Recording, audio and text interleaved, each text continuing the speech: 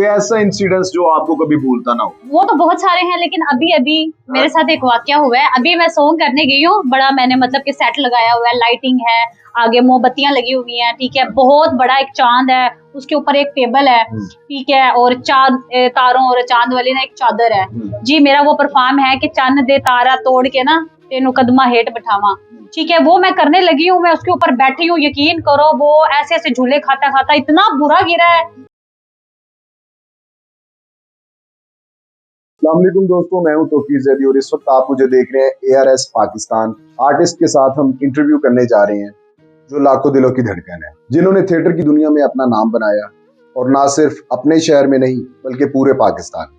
और उसके साथ साथ उन्होंने काफ़ी सराइकी फिल्मों में भी काम किया और वहाँ पे भी अपने फन का लोहा मनवाया। मेरी मुराद है फराह खान जी से। जी हाँ, आपकी और हमारी बहुत ही प्यारी आर्टिस्ट फराह खान। अस्सलाम वालेकुम फराह। वालेकुम अस्सलाम, वेलकम जी। कैसे हैं आप? अल्हम्दुलिल्लाह मैं ठीक हूँ, आप बताएं आप कैसे हैं? First class.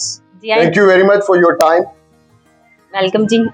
फराह जी, आज जो मैं आपसे कुछ सवाल पूछूंगा, हम तो जानते हैं, फील्ड के काफी लोग भी जानते हैं, लेकिन कुछ ऑडियंस ऐसी है जिनको अपने फैंस के बारे में क्यूरियोसिटी होती है कि हम उनकी पर्सनल लाइफ के बारे में थोड़ा सा पूछें, कैसे उन्होंने स्टार्ट किया, इस फील्ड का शौक कैसे पड़ा, एक्टिंग का शौक कैसे पड़ा और कितनी स्ट्रगल की फील्ड में नाम बनाने के लिए, एक मुकाम हासिल करने के लिए। तो उसके बारे में कुछ हमें बताएं कि आपने इंडस्ट्री में कदम कब रखा? जी, मुझे आज से 5-6 साल हो गए हैं। तो मैंने फर्स्ट ड्रामा जो है वो डॉक्टर अजमल साहब का किया था, वो एज ए डायरेक्टर भी थे और तब प्रोड्यूसर भी थे। बहावलपुर से मैंने स्टार्ट किया था, अब्बासिया थिएटर से। अच्छा, तो ये बताएं कि आपको एक्टिंग का शौक कैसे पड़ा? एक्टिंग का एक तो मैं स्कूल पढ़ती थी, तो मैंने ना ये मैडम नरगिस के गाने सुनने और मेरे ना एक दिमाग में शुरू से ही था कि मैंने ना कोई एक्टर बनना है। जब फिल्में देखती थी ना, वो ख्याली पुलाव नहीं होता जो, कि नहीं मैं एक्टर बनूंगी, एक दिन मैं जाऊंगी, लोग मुझे देखेंगे, मतलब वो सोचते सोचते ना वो एक मिल गया मुझे मौका। यानी कि स्कूल टाइम के दौर में आपने अपने अंदर वो जम्स फील कर लिए कि मैंने एक्टर ही बनना है। मुझे लगता था कि मैं वाकई एक्टर बनूंगी और बड़ी एक्टर बनूंगी।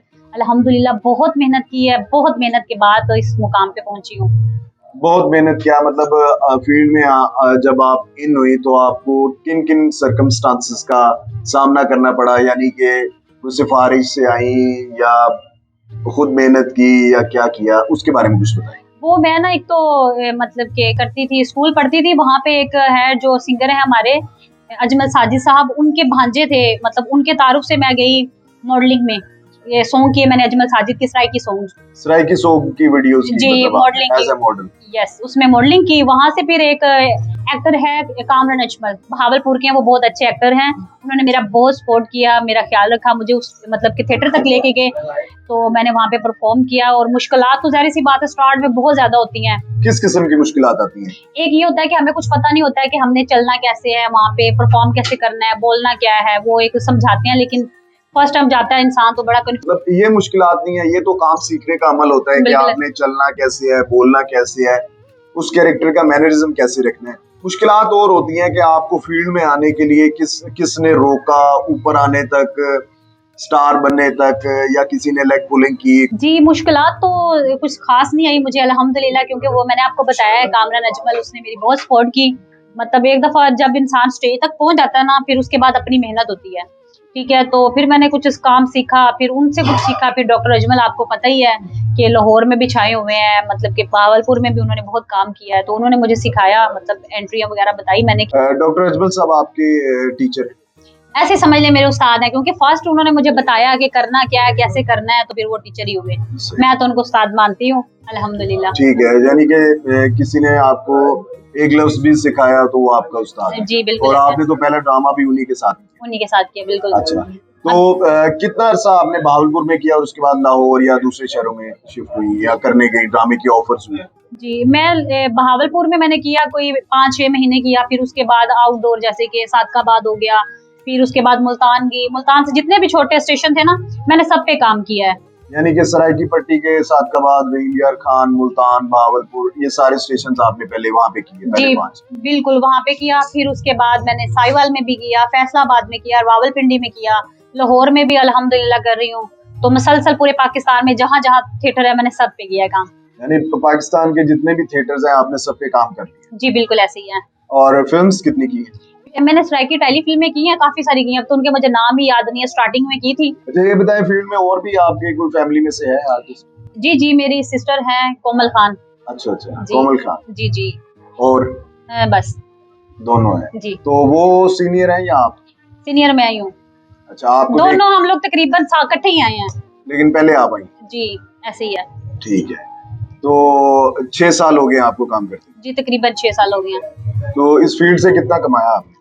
इस फील्ड से अल्हम्दुलिल्लाह जी बहुत कुछ कमाया है। इज्जत के अलावा पूछ रहा हूँ, इज्जत के अलावा पैसे भी कमाए अल्हम्दुलिल्लाह, घर है, गाड़ी है, बाकी भी किसी चीज की कोई कमी नहीं है।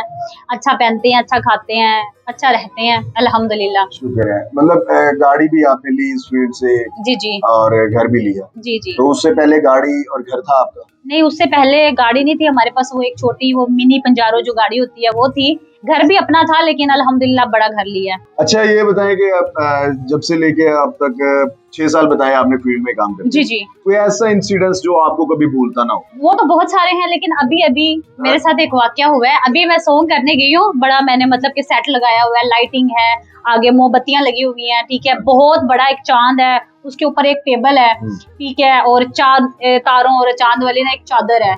जी मेरा वो परफॉर्म है कि चन्न दे तारा तोड़ के ना तेनू कदमा हेठ बिठावा, ठीक है, वो मैं करने लगी हूँ। मैं उसके ऊपर बैठी हूँ, यकीन करो वो ऐसे ऐसे झूले खाता खाता इतना बुरा गिरा है, वो 1 मिनट तो मैं वहां बैठी रह गई हूँ। मैं क्या करूँ, पब्लिक की इतनी क्लैप, मुझे समझ ना आया मैं गाना करूँ या मैं क्या करूँ। तो आपको चोट नहीं लगी? चोट भी लगी है हल्की सी, लेकिन मतलब शर्मिंदगी बहुत हो रही थी, फिर भी मैनेज किया क्योंकि ये लाइव काम है तो इस तरह के सीन होते रहते हैं। और चोट लगने के बावजूद आपने पूरा गाना परफॉर्म किया? जी बिल्कुल, मैंने गाना पूरा परफॉर्म किया है और अच्छे से किया है। मतलब जो गिरी हूँ सो गिरी हूँ, बाकी पब्लिक को मैंने फील नहीं होने दिया कि क्या हुआ क्या नहीं हुआ। वो एकदम से पब्लिक भी परेशान थी, गिर गई है फिर भी एक अच्छे से परफॉर्म कर रही है। मैंने अपना पूरा सॉन्ग अच्छे से परफॉर्म किया है। देख लें व्यूअर्स, ये होते हैं जो लाइव परफॉर्मेंस कर रहे होते हैं आर्टिस्ट, मेल या फीमेल। ये ड्यूरिंग परफॉर्मेंस अगर उन्हें किसी किस्म की हर्डल या कोई चोट लग जाती है तो वो अपनी परफॉर्मेंस नहीं छोड़ते। ये अभी बता रही हैं, जैसे कि मैंने अभी देखा है जब मैं इनके मेकअप रूम में आया था तो उसके बाहर एक 6 फीट का टेबल पड़ा हुआ था जिससे गालबन ये गिरी है। मैं सही बोल रहा हूँ? जी बिल्कुल ऐसे ही है। और इन्हें काफी चोट लगी है लेकिन इन्होंने अपना पूरा 4.5-5 मिनट का गाना पूरा किया है, और ये सिर्फ अपनी ऑडियंस की मोहब्बत के लिए, क्योंकि वो आप लोग इनको देखने आते हैं, इनसे प्यार करते हैं, तो ये भी अपने प्यार का सबूत इसी तरह देते हैं कि किसी भी प्रॉब्लम में, इवन नॉट के फरा जी, हमारे सभी आर्टिस्ट कि किसी भी प्रॉब्लम में हो, कुछ भी हो, लेकिन जो आपके साथ कमिटमेंट होती है, शो करना है, आपके सामने परफॉर्म करना है, वो एज इट इज आपको देते हैं जो आप डिजर्व करते हैं।